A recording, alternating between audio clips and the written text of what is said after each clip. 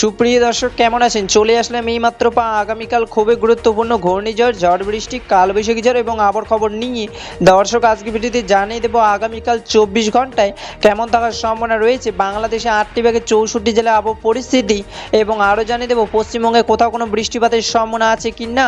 দর্শক আপনি যদি আমাদের চ্যানেল নতুন দর্শক হয়ে থাকেন তাহলে চ্যানেলটিকে সাবস্ক্রাইব করে পাশে থাকা বেল আইকনটি অন করে দিন।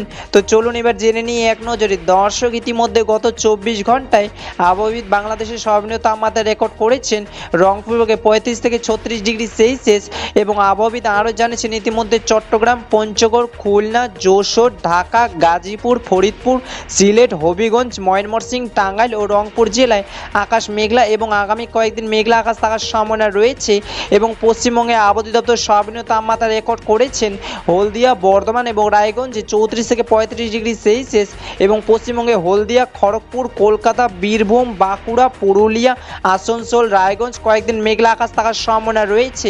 দর্শক এবার সরাসরি চলে আসলাম মেঘ বৃষ্টির স্যাটেলাইট পূর্বাভাস চিত্রে এবং এই মুহূর্তে দেখতে পাচ্ছি আজ এবং আগামীকাল 24 ঘন্টায় বাংলাদেশে 8টি বিভাগে 64 জেলায় আকাশ মেঘলা থাকার সম্ভাবনা রয়েছে।